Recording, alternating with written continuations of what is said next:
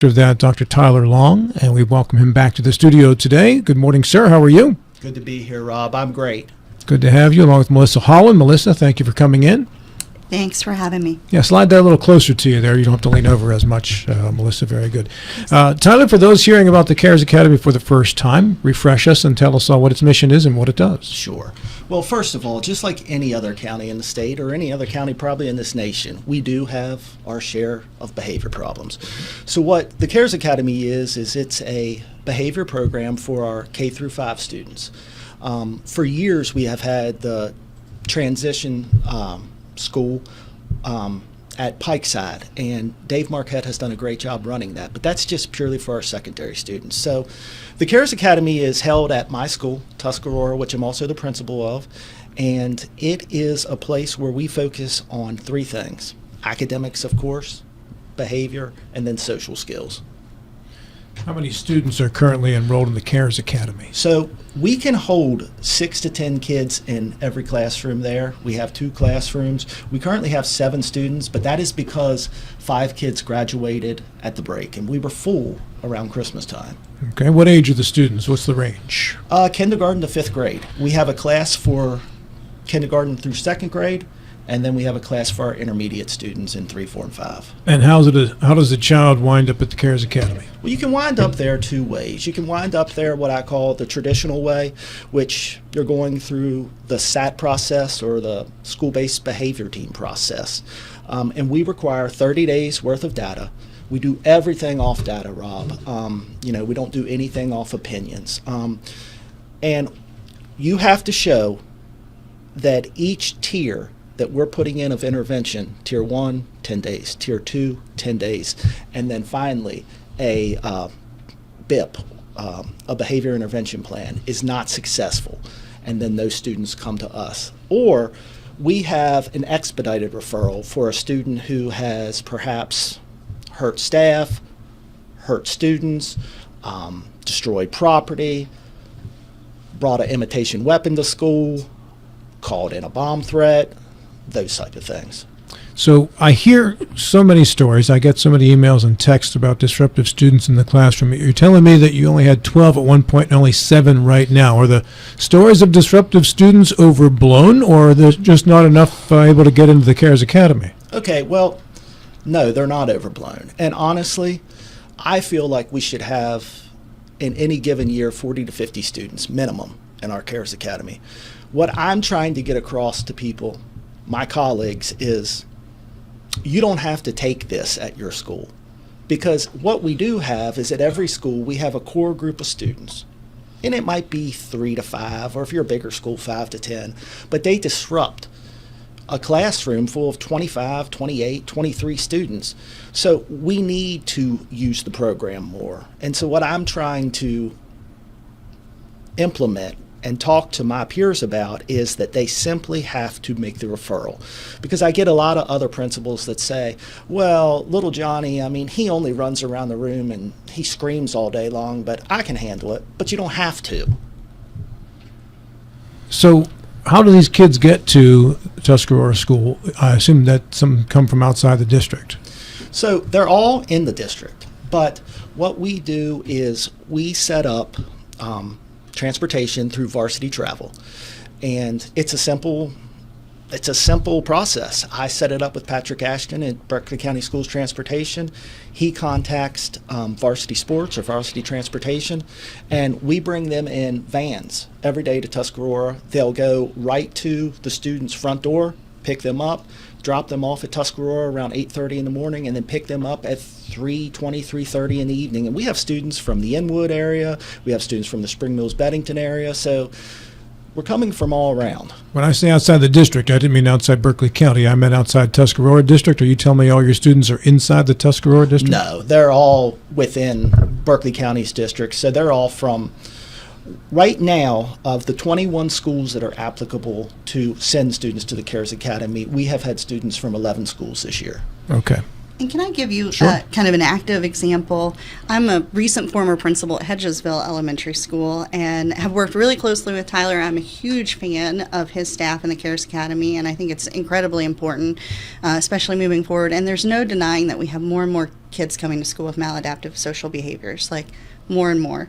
And Hedgesville Elementary is a school with a student enrollment of over 600 students. So in my last year as principal there, I had 7 or 8 kids who took away attention from the instructional lesson, right? Either for a small time during their school day or for repeated occurrences during the school day. And you start to, as a principal and a staff, kind of tier those kids too and say, well, this is just someone who's not had any exposure or maybe doesn't have home support, maybe lacks some boundaries. And so we can teach that at school. And more that's becoming part of what we do. And with kids that age, we're talking about 6-year-olds, 7-year-olds, 8-year-olds. When you're looking at kids who are young, especially in the K-2 portion of the CARES Academy, running them through that required tier process is incredibly helpful because it does control the numbers and control the flow a little bit. And so by the end of working that process with 6 children who really needed some more attention and more support, 2 of those kids were able to correct the behaviors right away with parent support. Another 2 of those kids were able to correct the behaviors a little further down the road with some time with our school counselors, with sometimes with our Project Aware program, other resources that the school system brings in. Mm-hmm. And then 2 kids ended up being CARES referrals kids. And Tyler and his staff did an amazing job, with those 2 students. But they almost needed that reset in that environment. And they were true tier 3 kids. So there's an example of one, very large school. I was looking at 6 kids. I only referred 2 kids. And those kids did get the help they need. And one returned very successfully to my building and one returned successfully to another building. Is the rate of repeat something you've been tracking yet? And does it happen at least a little bit? So right now we have a 75% success rate, which is actually really good because that was my goal that I wanted after 3 years. So we're well on track with that.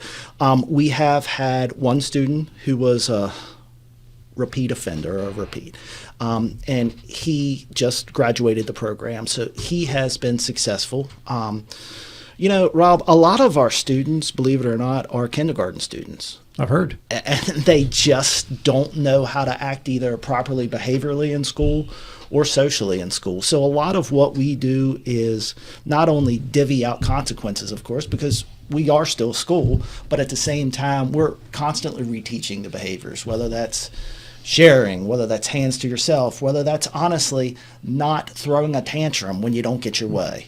Because you're not going to get your way a lot in life. Well, it's a lot to ask a kindergarten-age kid to go to school for a full day. Yes, it is. We didn't used to do that. No, I agree. I didn't do that either. Yeah. And honestly, I think with our kindergarten kids, half-time kindergarten may be a solution to fixing those issues. There was a reason why they only went for a half a day for a long time. Matt? Tell us a little more about the program and where it came from, how it developed. Yeah. Is this something that you've developed yourself? Has it developed through the system? Yeah. Where did it come from? Well, so first of all, my background is totally in behavior. When I started teaching, I taught students with behavior disorders. Prior to that, I worked at a place called the Board of Child Care. That was like 23 years ago. So this is my passion, these kids. Roughly about 2 years ago, probably about 2.5, 3 years ago now, myself plus a group of principals and administrators from the board office, plus at that time a couple members of the board and Dr. Murphy, who was our superintendent 2 superintendents ago, we developed this idea of what are we going to do with these students, these problem students at the K-5 level? Because we'd go to principals meetings and everyone would say, I got these core group of students who are just making my school, just turning it upside down. So we came up with the model for the CARES Academy, and we bounced around some ideas. Should we include special ed kids? Where should it be held? The way I got involved is I just stepped up and said, look, I'll take it at my school. We'll create the room. It's my background, and we'll do it. We currently have 2 classrooms. My goal is to have 4, then 8, then maybe its own building someday. I have 2 teachers. One of them has been with me from the jump, and that is Sam Pitznagel. You may know Kevin Pitznagel. That's his wife. Phenomenal lady, phenomenal job. She's got herself certified, and she wants to become an administrator someday, and I think she's going to be an awesome administrator. But each classroom also has an RBT, which is a registered behavior technician, and then we also have a rover that goes to wherever the problem may be that minute. But the most important thing we have is a social worker for the program. Our social worker works with these kids dedicated times daily, but also, too, will come into the classroom just to associate with them, play with them, do something to form a relationship with them, because she is the one, along with myself, that's going to handle them in a time of crisis. So an entire team, as you're talking about, Yes. coming together, and they're all working with the same group of students, those, say, 6 students that might be in the program right now? So the 5 members that I talked about, the students are divided out. We have a K through 2 classroom and an intermediate classroom. Each classroom has a teacher, and then each classroom has an aide. And we have, very large classrooms for these students. We have everything that they need to succeed. We also have calming rooms. So, for example, Matt, if you're upset and you're throwing a fit, we can just say, hey, go in there to the calming room, get yourself together, and they go in there and they might sit on like a computer type chair that you would play video games on, a bean bag, there are stress balls in there, anything they need to get themselves together. And they do get themselves together. After about 10 or 15 minutes, they'll come out and they'll rejoin the class and they'll do a great job. And honestly, the group of kids I have right now are really awesome kids. I've been really pleased with our group this year. What? And it's great that you're getting a great outcome with those kids. 75% is phenomenal. Think about the better outcome. What I'm thinking about is the better outcome for the kids who are left still in the classroom without those kids disrupting, where the teacher can just teach and not have to correct. Back, I'm old. I'm 56. Back when I was in school, if you acted like that in the classroom, you either got sent to the principal's office, and there were a few teachers I remember, they would set a desk in the hallway outside the classroom, and they would say, okay, Jonathan, you talk too much. You're out there for a day. Yeah. And you go out there for a day. You had nobody to talk to out there, so you'd shut up and come back in. It was, but they're not. But things like that are not really allowed at this point. Right. But it made sense.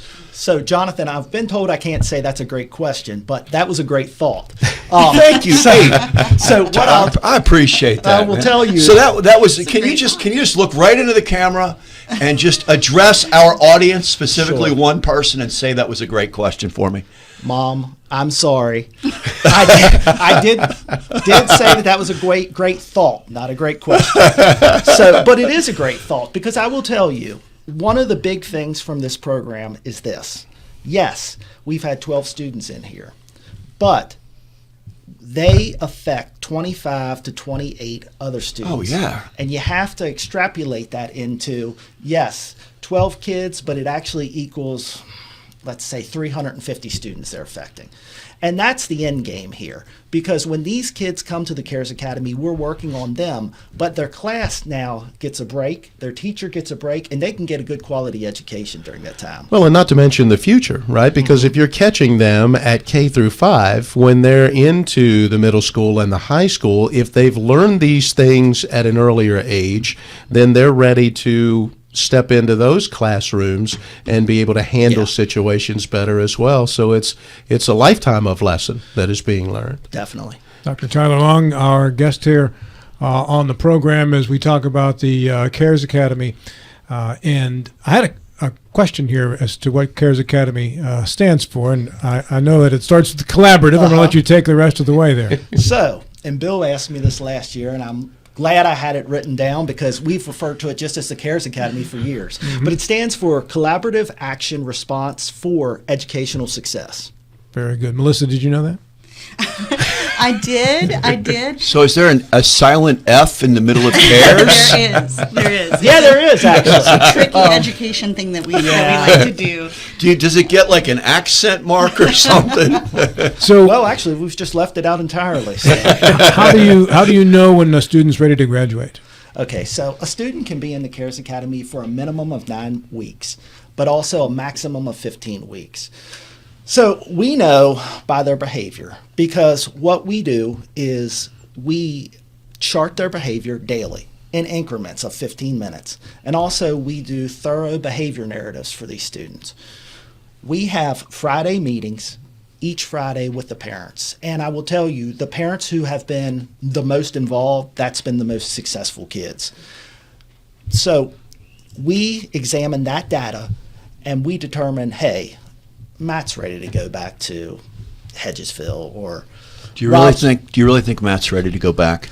well, I mean, his behavior has been pretty solid today. Today. So Just today. That's why we chart for multiple days every 15 minutes. So by monitoring their behavior, we can determine if they're ready to go back. So when they are ready to go back, at about 3 weeks out, we start getting the homeschool involved, and they'll come to those Friday meetings. We'll start putting a plan in place. And when they get ready to go back, what we do is we have our social worker go back for, generally she goes back for about the first half day, first day, and then we come up with a transition plan. And the transition plan has accommodations in it that the homeschool has to follow. And that is for academics, of course, behavior, and social skills. And they can be little things like extra time to do assignments. Rob might need a timeout every 15 minutes and the teacher's aide walks him to the water fountain to get a drink. Just little things like that. Do you find in the program that you are discovering other issues with some of these kids? Yes. You know, autism, behavioral, mental health issues, stuff like that, things that maybe haven't been discovered? So I will tell you, with the small amount of students that we could not help, there have been either special needs there, learning disabilities, intellectual disabilities. But with the other core group of students, they have just had severe mental health issues that we in the public school system just cannot address. What happens to those students? So those students, unfortunately, will go into a behavior disorders classroom, because this program is, I like to call it, and I said last year, it's the last stop. It's last chance you. If you mess up or you don't succeed in the CARES Academy, you unfortunately go to a small behavior disorders classroom, because you can't function in the general education classroom. And so those students will have an IEP, and they'll be in a special needs classroom until basically they work their way out. And some of those students do work their way out. Where's that classroom? That classroom could be at any school. I don't think, and I know that every school does not have one, but I will say that traditionally 75% of our schools in the county have a behavior disorders classroom. And that, again, small classroom, small students population, classroom teacher, and then 2 classroom aides typically. Well, and I've heard people in the past say stuff like, well, why are we putting all these resources? They're getting one-on-one, two-on-one education into such a few amount of kids. But what they're not understanding is what we talked about earlier, Tyler, which is it's the 25, 30 kids who would be in the classroom with them who are getting a much better educational experience. And so it's benefiting everyone. And you had touched upon your experiences. I'm 45 years old, and things are drastically different from when I was in school. We had those 1 or 2 kids in the entire school when I was a little kid, and they were just the outliers. But those outliers now, unfortunately, are the norm. Yeah, that's kind of frightening. Because they're allowed to be, because the fact that we don't have the kind of discipline. I'm not talking about corporal punishment, but we don't have the kind of discipline a lot of times in the homes that there were. In the past, parents came in and were like, oh my gosh, my kid was doing this, I'm taking the kid home, and they're in a lot of trouble. Where now you get a lot of parents, and you can touch on this as principals, you get a lot of parents who you call them and they go, why are you picking on little Johnny? Well, what is little Martha doing? She's an angel, it's you guys, you're the problem. And a lot of times parents need to understand this. A child may be great at home, but what expectations are you putting on them? I mean, Matt could be wonderful at home if you ask him to play video games all day, or he can go outside and play football. You're not asking him to do geometry or read. You know, a lot of kids don't like school. A lot of kids like school. And a lot of kids, to get out of math or whatever, they're going to cause a distraction, whatever that is. Because guess what? If I'm in the principal's office, I don't have to do double-digit addition that I have no clue how to do. Mm-hmm. And this is an overarching problem. Like, this is not a problem that starts and ends, as you know, with the school system. We're looking at kids who are born drug addicted. We're looking at kids in high poverty areas, families who are struggling to make ends meet, working multiple jobs. So by the time they come home to discipline and engage with their kids, who are being raised in a technology-infused era, where that's where the kids spend a lot of their social time, there's all these societal things that are leading to this. And so we have these children that are going to be grown-ups in our society one day. And so we can't forget that piece either. And I think that's what the Cares Academy does really well, is we're not leaving these kids behind. We're trying to meet them where they are while respecting our teachers in the classroom and the other children too. What happens with the older children who are too old for the Cares Academy in Berkeley County? Typically those kids, and there's always a tiered system of support. That's part of state policy. It's part of federal policy that you have to show that you're not going all the way to an expulsion on the first offense. So we follow these tiered processes, and 4373 is our discipline guide that we have to follow as a county. And so if early interventions and early discipline doesn't work for an older student, or say an older student moves in who is aggressive or has some of those more tier 3 or severe behaviors, then our transitional school meets the needs of those students. Yeah. We have a minute left. Go ahead, Matt. I was just going to ask, is this a program that is being replicated in other areas? Actually, that is a Yeah. great question, no pun intended. Jackie, great question It's here. a great question. I believe there are 7 throughout the state. I know that there's one in Mon County. I know there's one in Raleigh County. And it is something that actually the West Virginia Department of Education is asking all counties to do. Because like I said, it's not a Berkeley County Schools problem. It's not a state problem. I have relatives in Massachusetts. I guarantee you, if I called North Andover, Massachusetts, they have behavior problems as well. But what the state wants to do is to create these programs so we can deal with these behavior problems, so we can not only better our test scores, because you're never, ever going to get your test scores up. You can't handle academics until you take care of the behavior. So what the state wants to do is support our teachers, support our staff, and then obviously this internally also gets up our test scores. And the state recently awarded 8 grants for alternative elementary school discipline, and Berkeley County was one of 8 recipients of those grants. Yes. Very good. Hey, thanks to both of you for coming in. Much appreciated. Thank you. Thank you kindly. Thank you, guys. I appreciate this very much. Melissa Hollen, Dr. Tyler Long, as